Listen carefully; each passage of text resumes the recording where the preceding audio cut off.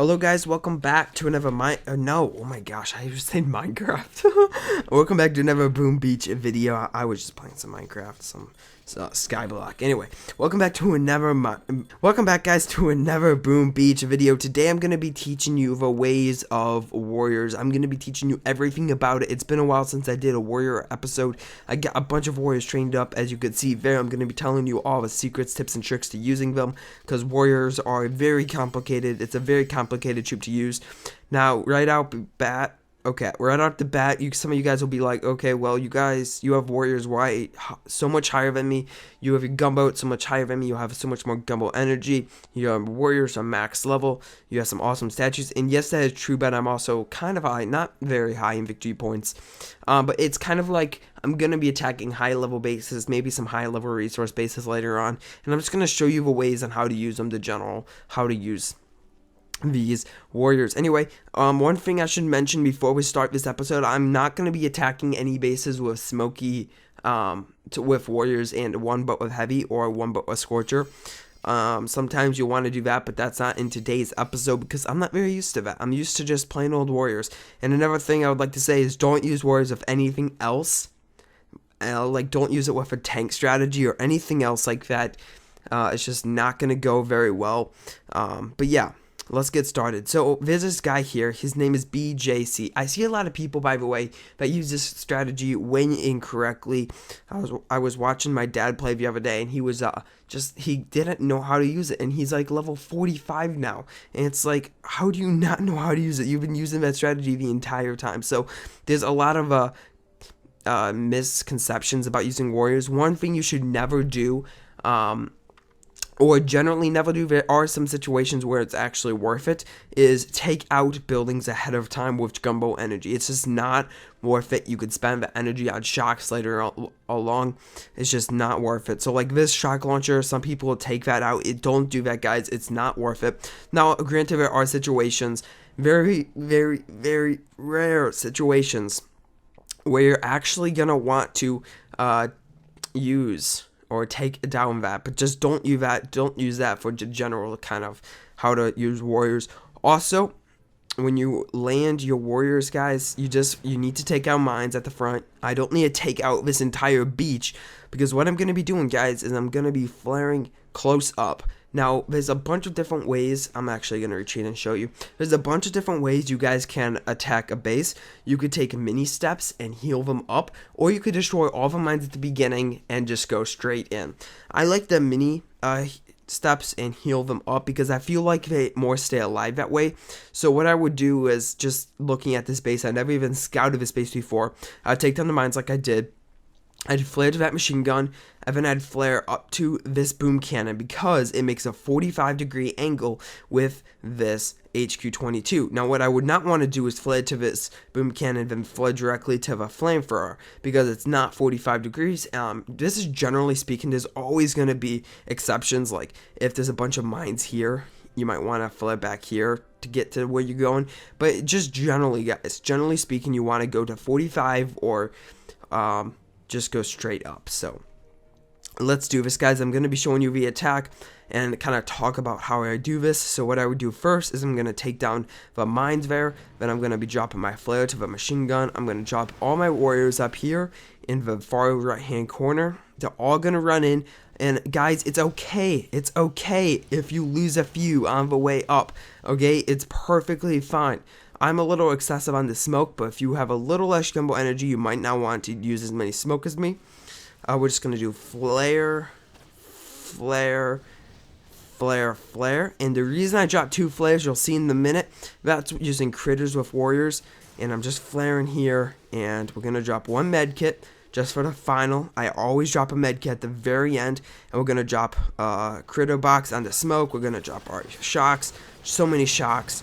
And hopefully we're gonna beat the base. Now, if you guys saw that, I did drop critters on the smoke. It all kind of happened kind of fast at the exact same time. So what I did was I dropped critters on the oldest smoke. That's gonna be, I'll just show you. I'll just show you guys. It's a lot easier to explain because I'm a very visual learner, and I'm sure some of you guys are also. So we're gonna speed this up to ×4. Show you what I did. kind of zoom out, see that? I was perfectly fine. My warriors are healed. Now, back here, guys, if they were like half health, I would have healed them. And if there's a lot of mines up here, I probably would not go as far. Maybe I'll go to a rocket launcher and go straight up. But I just didn't want to do that time. There's just so many mines there. That would hit all of them at the exact same time. The shock mines will hit them both at the exact same time, and it'll just all get messed up. So put it on 1/2. So what I do was I drop a smoke here and I drop a smoke here. I drop them in that order. So when they're about to wear off, I drop critters. You don't even need to do it when it wears off. You just drop critters on this old smoke, and then that smoke is going to wear off first. So all these defenses underneath, all these defenses in theory should hit all those critters, and that's what you really want to do with this strategy. So now I have to be kind of quick here. We're going to put it on 1/2. We drop our med kit all kind of quick. Now the smoke's about to wear off, so we get our critters down, and now we have to get our shocks down also. Our critters are still coming in, so it looks like our critters might have been a little bit late.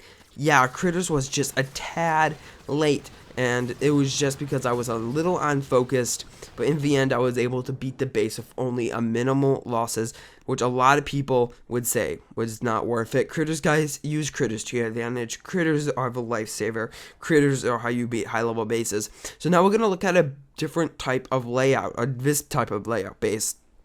So, like I was telling you guys could go from a 90-degree angle, but in this type of base, it's so pointless. Like, I could go to this rocket launcher and go straight in, but it's so pointless. Now, there's a lot of mines here, so you have to watch out. That's too many for a medkit. And there's a lot more up here also, so we'll have to be careful here. Now, you have two choices here. You could take down all these mines, and then just go straight in, or you could flank the base here. And I'm not very good at flanking the base. I would flank it to this statue storage, and then go from that statue storage over to this HQ. So what we're going to do first is we're going to get our barrages, we're going to drop it on the HQ, take out all the mines around it. It doesn't need to be perfect. Like, one mine is okay, but that was actually perfect. Now, this guy doesn't have, he does have a health, but I'm just going to drop one artillery just to take out that machine gun. If you can do that with only one artillery, that is fine, because you spend 3 and you get 3 back, and it helps you in the end. But if you can't spend it, then don't do that. I mean, if you need more than one. So what I did there is I just dropped critters, and now we can land. Now, since there's a lot of buildings on the beach, I'm going to go to the first cannon there. Now, if there wasn't many on the beach, it's more of a back-loaded base instead of a front-loaded base, then I will just flare back farther. So what I did there, guys, I better stay focused, so I'm going to lose, and I'm going to look like a total dirt face. So what I did there was I dropped 3 smoke to land.